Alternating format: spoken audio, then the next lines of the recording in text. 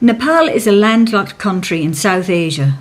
It is bordered by the People's Republic of China to the north and by India to the south, east and west. The Himalaya mountain range runs across Nepal's northern and western parts, and 8 of the world's 10 highest mountains, including the highest, Mount Everest, lie within its borders. Kathmandu is the capital and the largest city of Nepal. The city is situated in Kathmandu Valley, which also contains 2 other cities, Patan and Bhaktapur. The city stands at an elevation of approximately 1,370 metres and is inhabited by about 700,000 people. Kathmandu is the most developed city in Nepal. This particular area, best known as Kathmandu Durbar Square, lies in the heart of the city. Most of the temples here, both Hindu and Buddhist, are built in the pagoda style, embellished with intricately carved exteriors. Built in the late 17th century, this temple is one of the most impressive. Its 9-step brick base gives it the size which dominates the skyline of the square. The wooden doorways, pillars, windows and struts are beautifully carved. There are images of Hindu deities both inside and outside the shrine. The palace complex was the royal Nepalese residence until the 19th century and is the site of important ceremonies, such as the coronation of the Nepalese monarch. The palace is decorated with elaborately carved wooden windows and panels. The entire palace complex here is named after a monkey god called Hanuman. One can see a huge stone statue of Hanuman painted all red right next to the main entrance of the palace. Hanuman here is regarded as a powerful protector of the entire Durbar Square. Hanuman Palace complex consists of a huge royal square, imposing a tremendous variety of temples dedicated to different Hindu gods and goddesses. Most of the buildings we see here date from the 15th to the 18th century.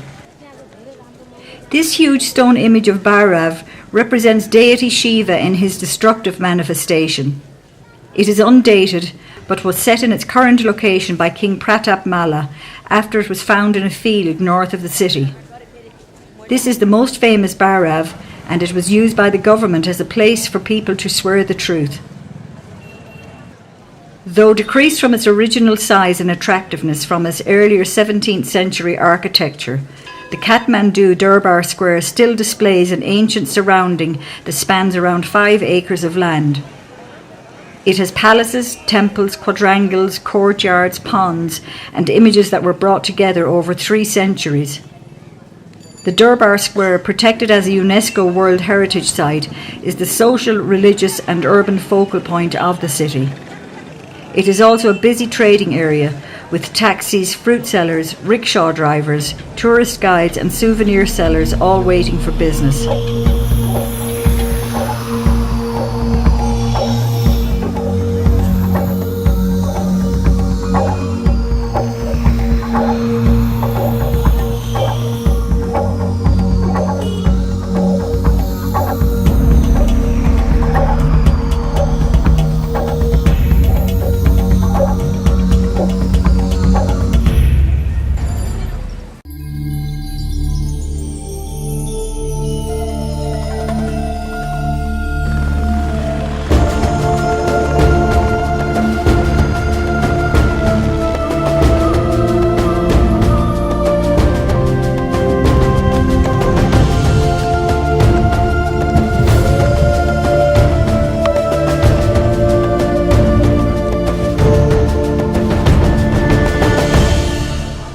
Basically, we provide you the accommodation in the lodge, and in the lodge you'll get a room with the bed and a pillow, but you have to have your own sleeping bags.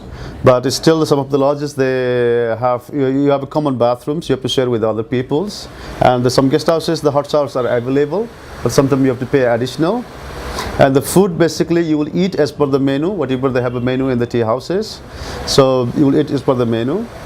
And During the trek, yes, you can drink as much water you can because it will help you to avoid the altitude sickness, and also it's good for you for rehydrations. But mineral water is terribly expensive, so try to get the boiled water or some other water with some the water pills. So you should not compete with the other people, but you should have your own rhythm. And as long as you have a willing power that you can do it, you will do it. This trek takes us from the village of Lukla, which is at a modest height of 2,860 metres, on a 10-day walk to the base camp of Mount Everest at an elevation of 5,400 metres. The journey begins with a 40-minute flight from Kathmandu to Lukla. For many people, this will be the smallest plane they have ever travelled on and an exciting start to the journey. This flight takes us to the Khumbu region of Nepal. The planes flying to Lukla from Kathmandu have no radar system on board, so they cannot take off until they are told that the weather conditions are suitable where we will be landing. Because of this, long delays occur regularly. Lining the streets of Lukla, it is common to see porters offering their services, but most people visiting the area would have these organised by now. Considering the remote location, the village and the skies above it can be surprisingly busy. In between the planes carrying tourists, you can see army and rescue helicopters at the airport. Lukla has a variety of shops and lodges where one can have basic Western-style meals and pick up any last-minute items for trekking or climbing ahead. There are many restaurants in Lukla, so you can have a meal before you begin the first day's trekking. A typical menu in Lukla will have a large variety of foods like fried rice, noodles, soup, pizza, momos, breakfast cereals, hot and cold drinks, and most junk foods you can get at home. People usually try to avoid eating meat from here onwards, as there is no cold storage and the possibility of a sick stomach is very high. The journey from Lukla to Pakding should take between 2 to 3 hours, going at a slow and steady pace. The trail starts with a gentle climb up the mountainside on the left bank of the Dukosi River, which provides a lovely view for most of today's walking. There is a well-worn path with steps leading you both upwards and down, but by the time you reach Pakding, you will be almost 200 metres lower than you were at Lukla. There is a large amount of accommodation available at Pakding. The Namaste Lodge is a 3-storey building with a large dining room, a full bar and restaurant, and a cyber cafe. The quality is very basic. The rooms come with a bed, a mattress and one pillow. There are no electrical sockets and toilets are shared. Today's trekking will take somewhere between 5 and 6 hours depending on your fitness level.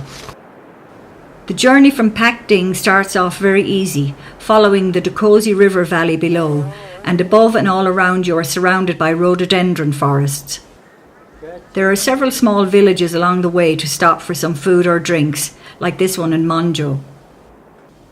As you leave Monjo in the direction of Namche, you enter what is known as the Sagarmatha National Park. To enter, you have to buy a ticket and fill out a form. You will need to show your passport here and provide a passport-sized photograph.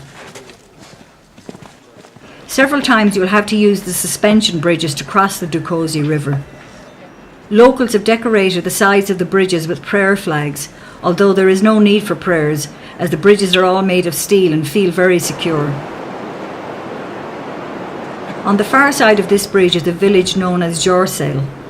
There are no shops after this village, and it is advised to stock up on water and food.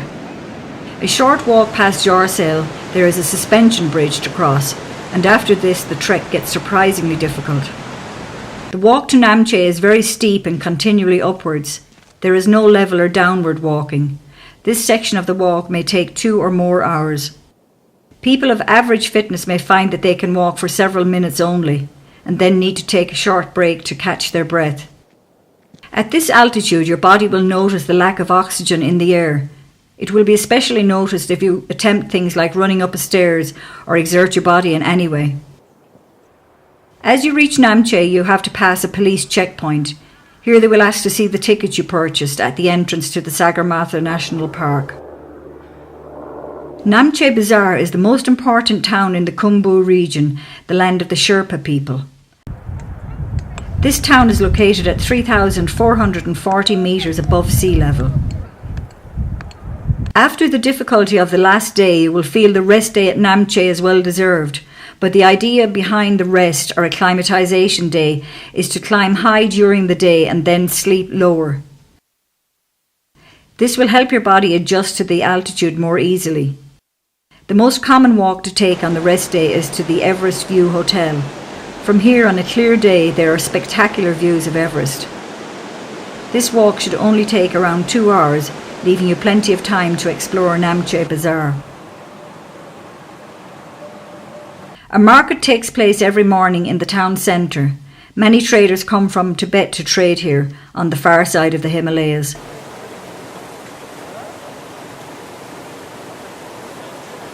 Looking from a distance, it looks like a second-hand clothes market, with everything spread out on the ground. But in fact, most of the goods you will find here are new imitation climbing gear. There is a big difference between the tourist prices and local prices, so if you want to buy something here and have a porter or a guide, get them to make the purchase for you.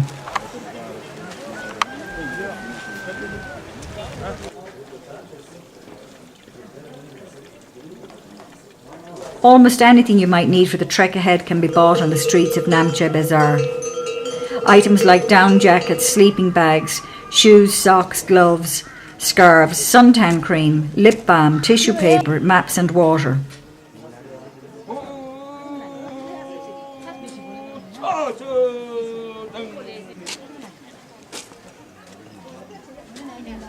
Namche Bazaar has many internet cafes, making it one of the few places in the region where trekkers can access the internet.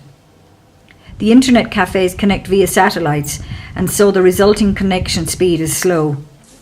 The village also contains a German bakery, well known in the region for providing good quality Western food, including pizza. The walk from Namche to Tenboche should take between 5 and 7 hours. It begins with a very steep and tiring walk up out of the village.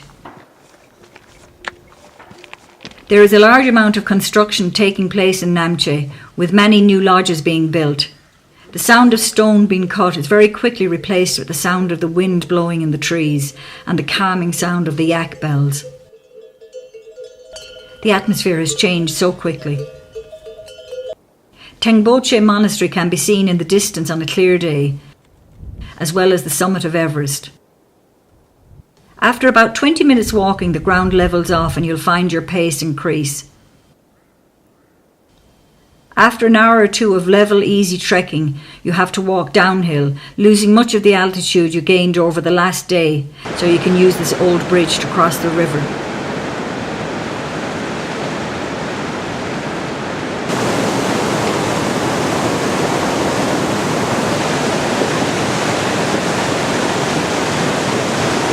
But the altitude that was lost must now be gained with a tough 2-hour uphill walk.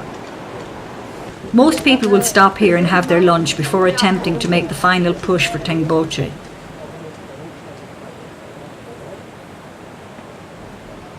The price of a bottle of soft drinks here might be 50% higher than it was in Lukla, although meals like rice, soup and bread will be mostly the same. The lack of oxygen in the air is really noticeable at this stage. Only the Sherpas seem to be able to scale the steep hill at a reasonable pace. Everyone else is choosing to take it slow and steady. Tenboche village is located at an altitude of 3,867 metres. In the village is an important Buddhist monastery, the largest in the Khumbu region. The structure was built in 1923 but was destroyed by fire in 1989. It is rebuilt with the help of volunteers and the provision of foreign aid. From here there are great views of Everest and Ama Dablam.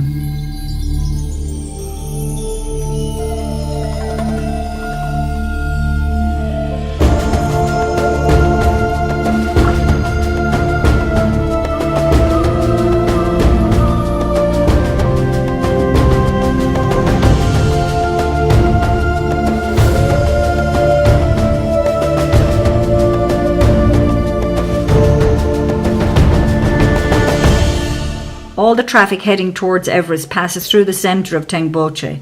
so it's a great place to relax and watch all the yaks, porters and trekkers go about their business.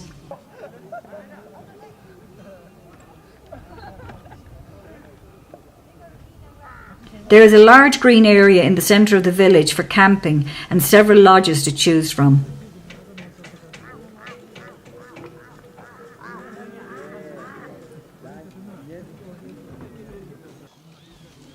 There is an internet cafe here, but the electricity supply does not always work.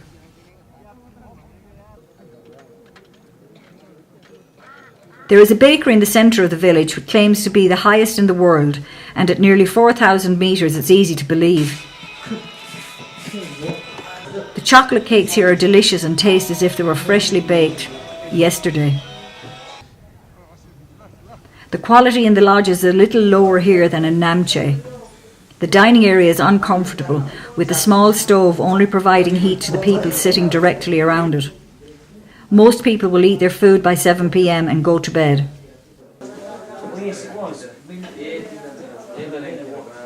The walk from Temboche to Dingboche starts off gently sloping downhill, but shortly after crossing the river, we head uphill and spend most of the day walking along the river valley. Many people visiting this region of Nepal will only go as far as Tengboche, so from here onwards there are less trekkers, porters and yaks along the path. There are some lovely family-run tea houses to stop in along the way, serving up tasty drinks like hot lemon or yak milk tea.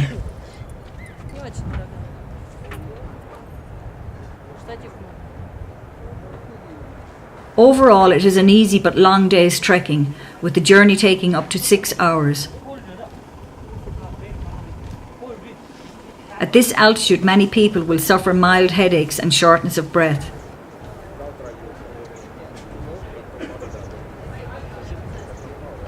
The village of Dingboche is located in the Chokhung Valley at an altitude of 4,530 metres. Trekkers will usually spend 2 nights in Dingboche for acclimatisation purposes. The village relies heavily on tourists, with lodges and tenting areas comprising most of Dingboche. The Imja River flows directly east of the village. Most people choose to spend the rest day hanging around the village. There is a bar here with a pool table. Expensive internet cafe and satellite phones are available at a high price if you feel like phoning home.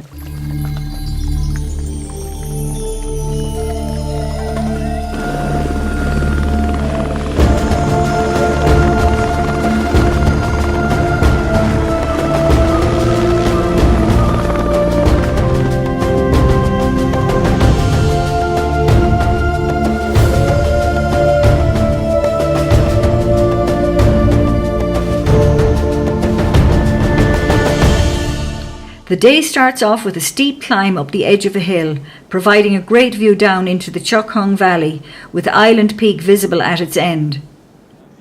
Most people take a short break here and prepare themselves for the long march ahead. Today's walk could take up to 6 hours or more, depending on how the altitude affects you.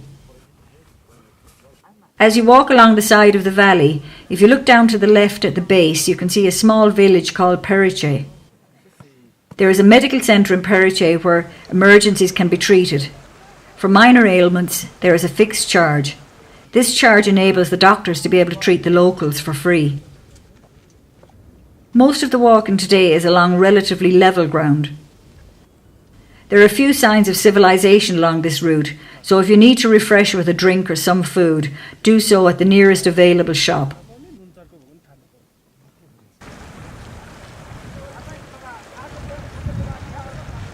For the last hour or two, the ground becomes steep and rocky until you reach the small village of Lobuche. Compared to places like Dingboche or Tengboche, there is not really much here. 2 or 3 lodges and a camping area make up Lobuche. The village is quite exposed, and the high winds can cause a lot of dust to blow around the village. Because of this, most trekkers choose to relax indoors. The number of trekkers passing through this village can vary greatly, and it is common for there to be no accommodation available. Guests may be asked to share a room with a stranger or even sleep on the dining room floor. There is no way around this, as the nearest lodge is many hours' walk away.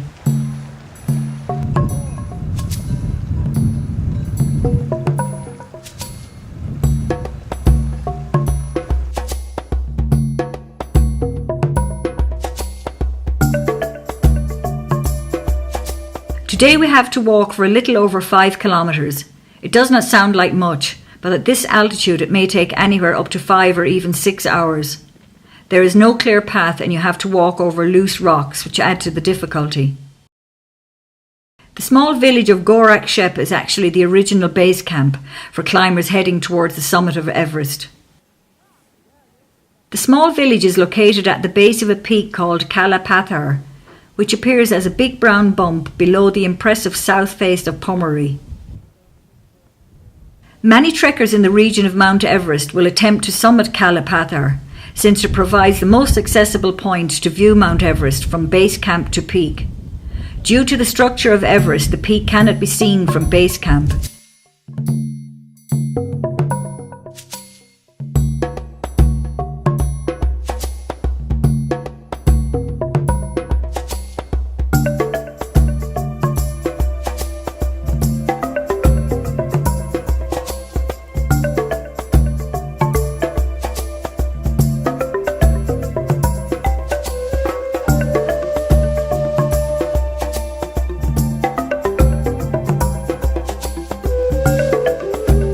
The final part of this trek, the 3-hour walk to base camp, is difficult and dangerous. There are several crashed helicopters in the base camp region. Because the air is so thin at this altitude, landing and taking off can be difficult. Unlike the rest of the trek, there is no path to follow here, so it is not recommended to attempt this without an experienced guide. The journey takes us over the Khumbu Glacier, finally ending at the base of the Khumbu Icefall. You can say you are at base camp when you are looking up the Khumbu Icefall. The icefall is regarded as one of the most dangerous stages of the South Col route to Everest summit. Depending on what time of year it is, you may see the tents of support crews for climbers attempting to summit Everest. The months of April and May being the busiest times at base camp.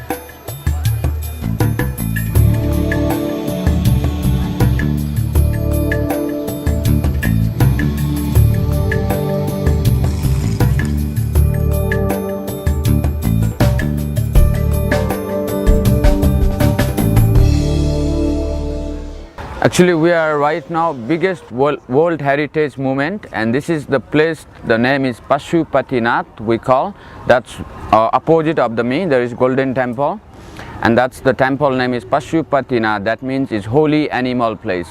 That's why around here you can see, if you go after, you can see the monkey, cow, dog, snake, rat, tiger, lions, deer, and ox. Those are 9 animals not allowed to kill, because those are transportation of our Hindu god as Ganeshes. Like human beings, we have transportation, the aeroplane to far to travel, and for car, taxi, bus. As Hindu god, we have different animals, and they are not allowed to kill, they are sacred. And near the temples, we have the cremation ghats over here, front of me. There is the place which is like a triangles, and almost there is some women are cry, and almost they are waiting for family relatives. And we have totally the 7 platform here, and rest of round platform, that's for meditation. In here we can see 60, 65, and for triangles are cremation, and we burning here for during the day, in one day more than 30 to 35 bodies are, and sometime as well as more also, and sometime as less also, 10 to 15. As in 24 hour we have during the night also, day, morning, every time, because this is the biggest temple.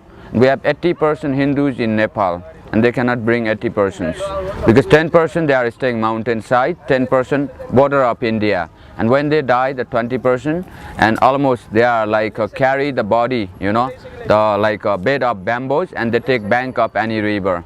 And almost we are like 60%, if they die, 40% hospital home, the cremated here immediately, soon as possible. And like 20% we are sick, we go hospital, as doctors say no more hope, and they likes to die, most of people, and they bring in this place here. We have other side.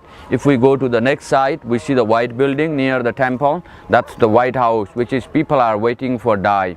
You can see the near the Red House, opposite of Red House there is white. That's the hospice where the people are waiting for die. Some are they bring from the hospital today morning, they die today evening. Some are they wait for 2 day, 3 day, 4 day. And that house they provide from government, dedicated of government. And there almost doctor, sister, medicines are free everyone here. And if they die, rich are, we burning next side, there is the separate platform for political persons. We burning the body natural material. It's cost 500 kilogram wood to burning for one body, and minimum 10 to 12 kilogram the butter of cow, buffalo, because to pure butter of cow, buffalo, we put between the wood, then body they help to burning fast as fast. And we cannot allow to put like a kerosene, sugar, oil, because that's the made from machine. The human bodies are all over the world, Europe, America, Australia, anywhere people are they born, humans are. Just we have different skin. Some of them they have white, some of them they have black, you know. Human bodies are they made from five natural materials, which is we call air, water, sky, heaven and earth. And we believe if we burning from natural material, then they mix into the air to the air, water to water, dust to dust. That's why we burning from natural material. And after families are, when they come, the body they put near the platform and they cover from white as orange clothes. Because we burn the naked, and when we die, the families are, they take the priests are higher caste. Because before the democracy time, we have according the caste system. And right now we don't have any more caste. And that's why all the people are, we believe they are same, equal, you know. And we have this 4 platform 12 years before, and 95 people are so many die, and they have to burn for one body 5-6 hours they have to wait. And that's why the government they build the 3 platform new, and that's why we have 7 platform over there. And almost like when they bring body here from hospital home, you know, when they brought here, then after the family relatives one by one they come queue by queue, and they are offering, they buy some in flower market, flower necklace like red powder, orange powder, and they are offering into the body.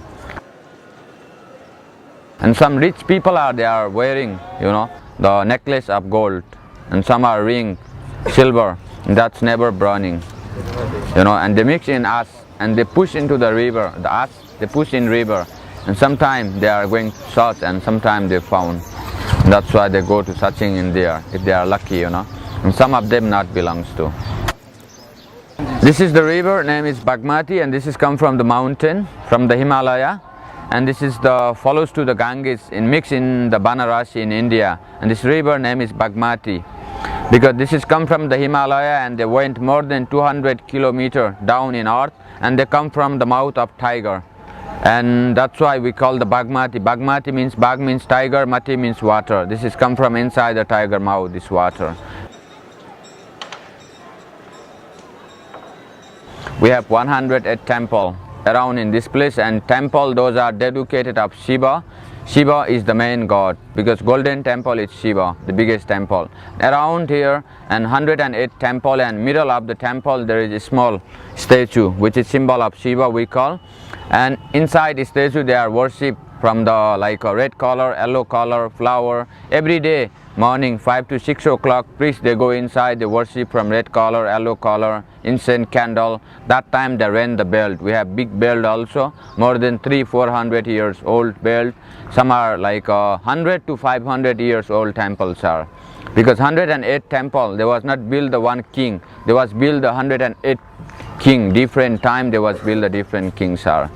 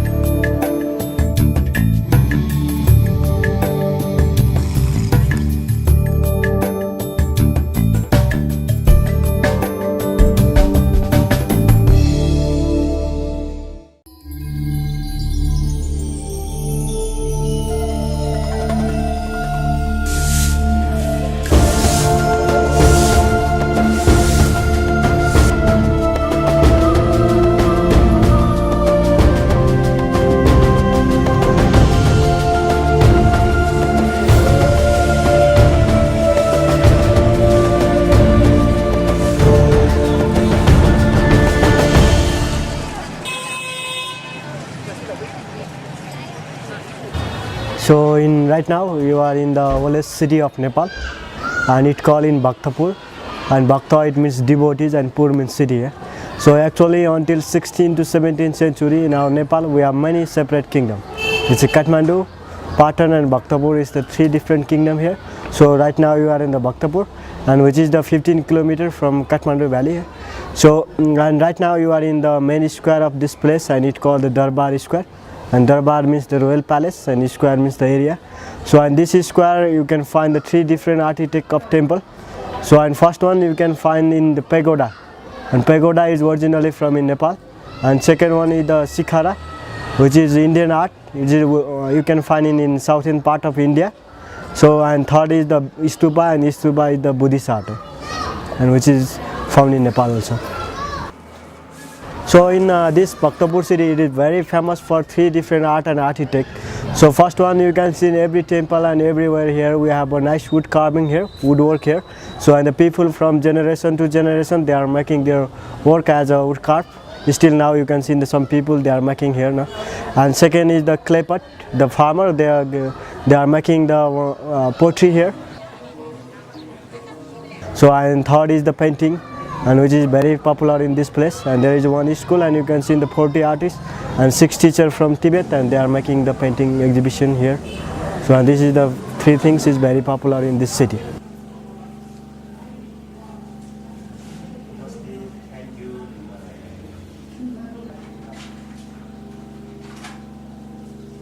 And you see there is a one column, there is the column there, and that's the king. And he is the second last king of this place, and his name is Bhupatendra Malla. So and you have a praying statue inside of the Golden Gate. There is a beautiful temple here as a Kumari, and Taleju temple inside here. We'll go to look there also. And you see these all are the buildings here, and these are the king palace. So when we have a separate kingdom, and that time these all are the buildings, they are the palace here. But nowadays in the government they provide as a national art gallery in the museum. And there is a black window one, there is a fine carving, and which is the 55 window palace here.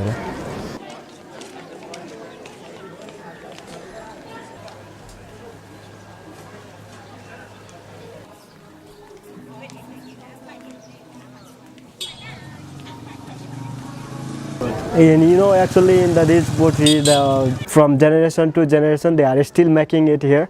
So they have a one wooden wheel, and inside of the wooden wheel they put in the clay, and after that they run by the sticks roundly 2-3 times, and after that they make it by their hand, and this is a typical one. No?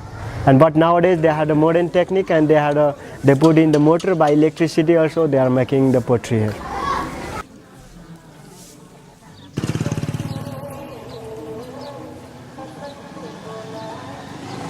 Actually, when the people, this is the city, it was the old heritage UNESCO monument. So, and some of the people when they are making the houses, build the house like this, and the municipality they provide them for the nice woodwork, wooden door and windows for them. And mostly the people they make some statue and the small windows and like that. And they will, the tourists, mostly the tourists, they come here and they will buy it from them.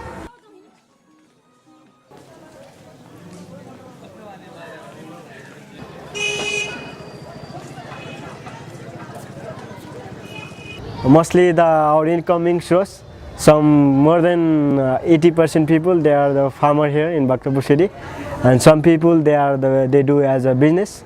Normally the people we have from in Tibet out of Kathmandu valley, they are the lamas, and they are living here in the town, and they had a school of the art, and they will make it the art and they sell it to the tourists, and they live their life now.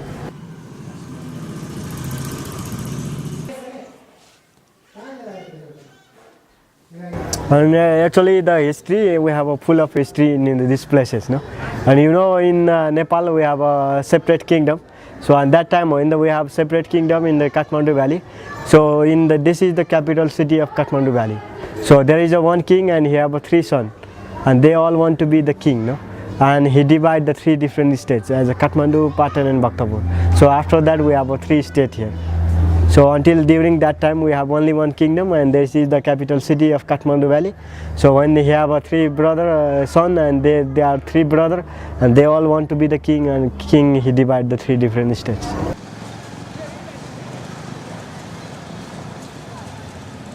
So when you can see there is a big bell every Durbar square when you go to here. Yeah, and there is a big bell, and because of that bell we don't have a communication here. In that time we didn't have a satellite, no radios, no television. So when the something problem and people they rang the bell, and everybody know about the problem and they are curious and they will stay at the home now during that time.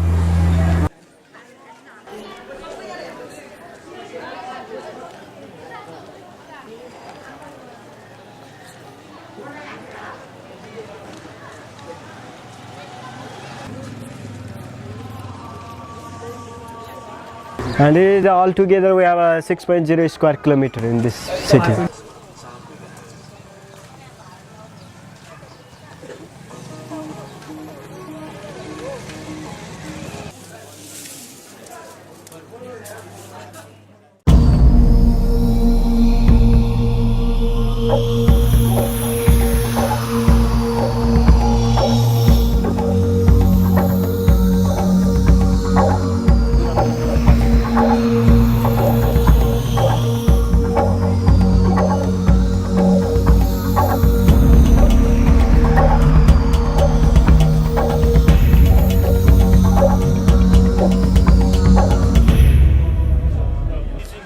Swayambunnath is an ancient religious complex on a hilltop in the Kathmandu Valley, west of Kathmandu city. It is also known as the Monkey Temple, as there are holy monkeys living in parts of the temple in the northwest. This is one of the most sacred sites of Buddhist pilgrimage in Nepal, second only to Buddhanath. The site has two access points, a long stairway claimed to have 365 steps leading directly to the main platform of the temple, which is from the top of the hill to the east, and a car road around the hill from the south leading to the southwest entrance. As you begin to climb these steps, you will see brightly painted statues of the Buddha sitting cross-legged in a meditative pose. In early morning there are usually Tibetan women lying face down on the ground as a token of humility and adoration. The first sight on reaching the top of the stairway is the Vajra. This is a large golden object that is believed to represent firmness of spirit and spiritual power. The complex consists of a stupa, a variety of shrines and temples, including a Tibetan monastery, a museum and a library. The stupa has Buddha's eyes and eyebrows painted on. Between them there is something painted which looks like a nose, but is in fact the Nepali symbol of unity. There are also shops, restaurants and hostels. On each of the four sides of the main stupa there are a pair of big eyes which represent wisdom and compassion. Above each pair of eyes is another eye, the third eye. It is said that when Buddha preaches, cosmic rays emanate from the third eye, which acts as a message to heavenly beings, so that those interested can come down to earth to listen to the Buddha. Each morning before dawn, hundreds of Buddhist and Hindu pilgrims ascend the 365 steps from the eastern side that lead up the hill, passing the golden Vajra and two lions guarding the entrance, and begin a series of clockwise walks around the stupa. Facing the steps which climb the hill from the east is the first of 5 ornate shrines set into the base of the stupa. Each shrine, protected by a heavy metal gate, contains one of the Dhyani Buddhas and their consorts. The Dhyani Buddhas preceded the historic Buddha, who was born near the present-day city of Lumbini in the Terai region of Nepal. Each of the Dhyani Buddhas faces one of the cardinal directions, with the fifth, slightly to the left of the east-facing Buddha, representing the Buddha at the centre of the compass. Each of the 5 shrines is surrounded by exquisite gilded copperwork, for which the Kathmandu Valley is renowned. Between these shrines, facing the sub-cardinal directions, are shrines containing the consorts of 4 of the Dhyani Buddhas. Linking the 9 shrines is a long wall of prayer wheels and butter lamps.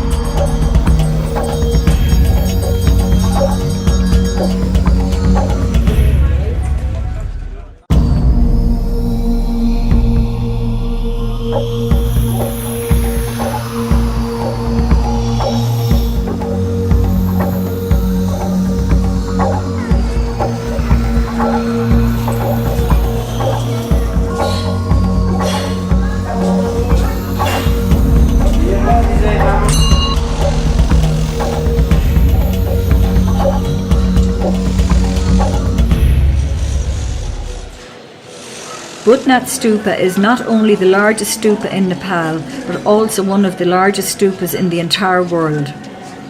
For centuries, Bhutnath has been a centre of attraction of Tibetan Lama Buddhism in Nepal. This white pagoda that stands 36 metres on its feet falls in the way of the ancient trade route between Bihar and Tibet, and that is why it was the focal point for the caravans that passed either way. Tibetan merchants and hermits have rested and offered prayers here for many centuries. This place saw a major influx of refugees in the early 50s. It was the time when China redrew its boundaries and declared Tibet as its integral part. A mass exodus followed, and many of the refugees settled in the area around the Bhutnath Stupa. They established many gompas, and the Little Tibet of Nepal was born. This Little Tibet is still the best place in the valley to observe and study the Tibetan lifestyle. Monks walk about in maroon robes with prayer wheels in their hands, and the rituals of prostration are presented to the Buddha as worshippers walk around the stupa. The second and third generations are sadly moving away from the Tibetan culture and are intermingling in the Western world. Like all other monuments in Nepal, it is very difficult to zero in on one date of construction. Nevertheless, the majority of people believe that Bhutnath was constructed in the 5th century. The stupa is said to entomb the remains of a Kashyap sage who is venerable both to Buddhists and Hindus. The area around the Bhutnath Stupa is a feast to the eyes, typical to all Tibetan Buddhist sites.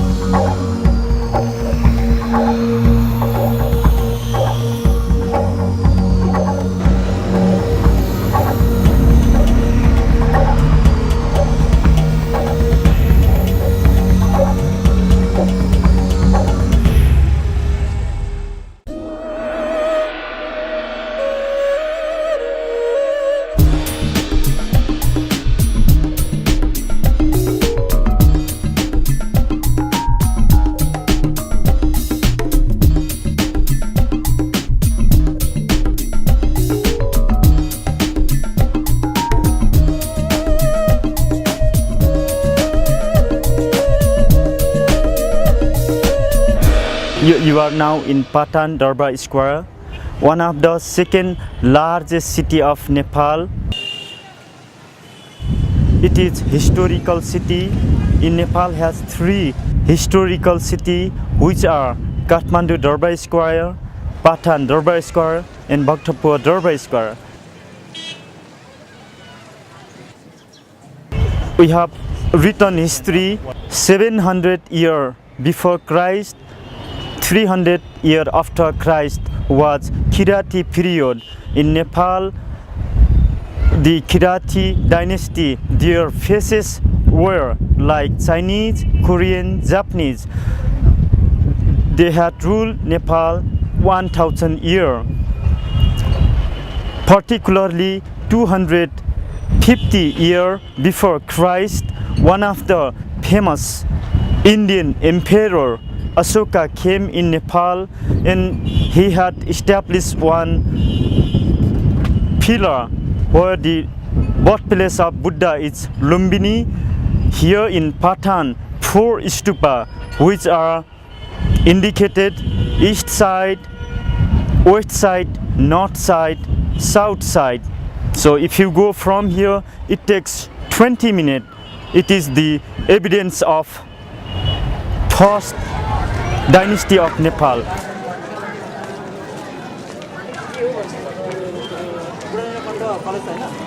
This temple is Shikhara style temple. We call Chinese, Tibetan, Nepali style temple, all made by stone. This temple is dedicated to Krishna and his girlfriend Radha Krishna. Krishna has 1600 girlfriend. Krishna is god of love. This temple will be open only one day after Krishna birthday. This year we had 23rd of August Krishna birthday, and 24th of August was open this temple. All public people enter and worship. The god of love, Krishna.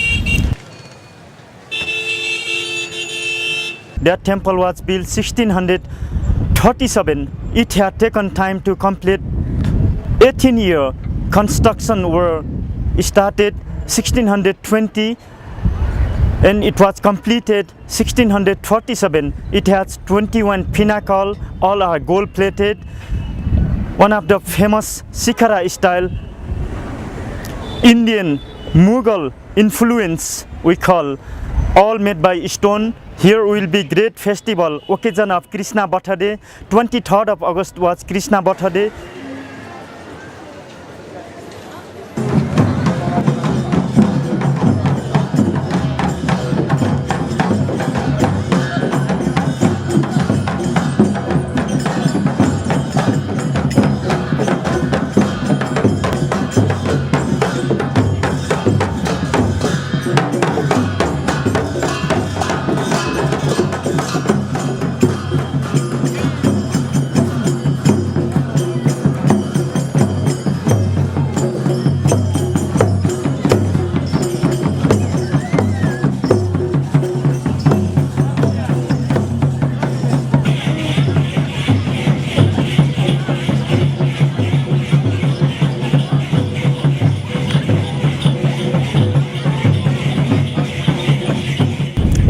Patan is very famous for wood carving, metal carving. So what you can find here, all qualities are world class. Most of the talented artists are staying in Nepal. All they are producing nowadays, like brass, copper, bronze, wood carving, or like painting like tankas, all they are manufacturing in Patan, and from Patan they can export to Kathmandu, Bhaktapur, any other part of Nepal.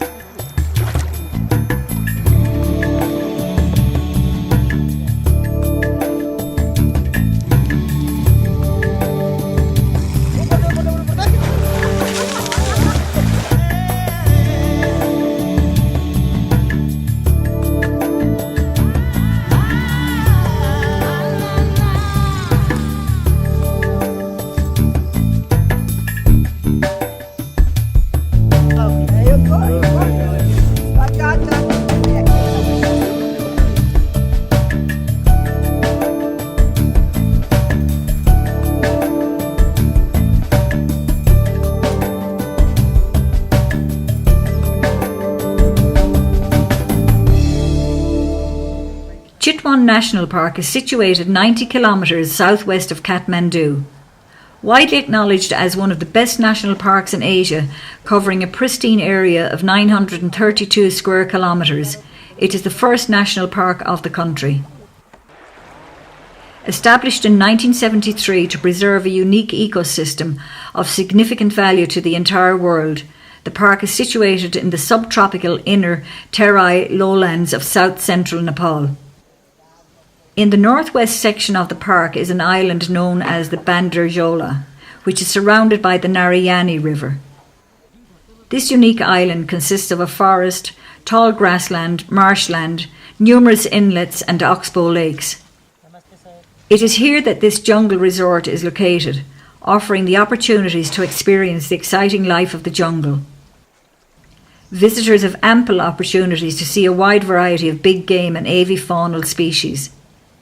Inside Bandarjola, you will experience wildlife at its best, as the topography of the forest, interspersed with large tracts of grassland, together with plenty of water within proximity, makes it a perfect setting for wildlife to thrive. The elephants seen frequently at the park are trained and tamed. The tamed elephants are used for elephant rides as well as to carry heavy loads in Chitwan. Every day the elephants will be brought to the river for their wash. Visitors will be invited to climb on board the elephants and experience the famous elephant shower.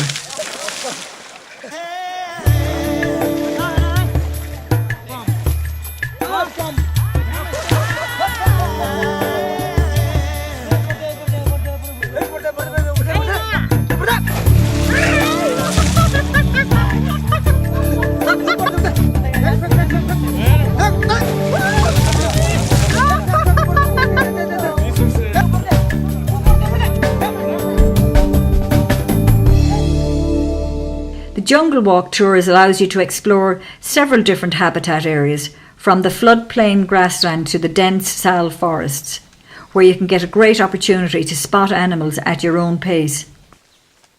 Since it disturbs the animals less to walk through the forest, you usually have a better chance for discovering wildlife. When walking through the jungle, you will also get a chance to see the different kinds of plants and herbs in the national park. While taking the tour, it is common to come across holes in the ground dug by the sloth bears. Bear?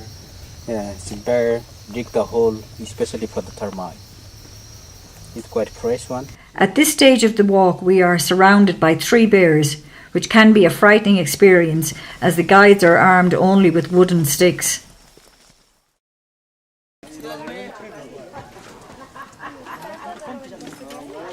One of the best ways to view the flora and fauna of Chitwan is by taking a safari ride on an elephant, as it enables you to penetrate deep into the jungle through tall grasslands. Seated high on the back of a trained elephant, exploring the grasslands and core area of the park, you become an integral part of the life of the Chitwan National Park. The elephant safari, though not the most comfortable ride, is an amazing experience, and it doesn't take long to spot at least a rhino in these forests.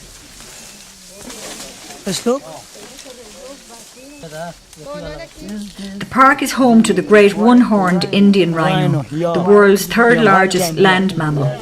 They feed on grass, which is also their normal habitat, and move alone or in groups.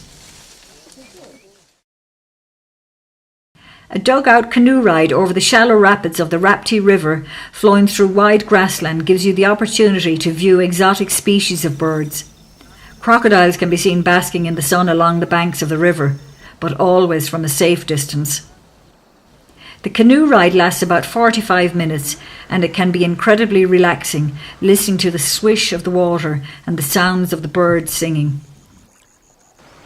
The best time to take the canoe ride is either at sunrise or sunset, when the skyline can be spectacular.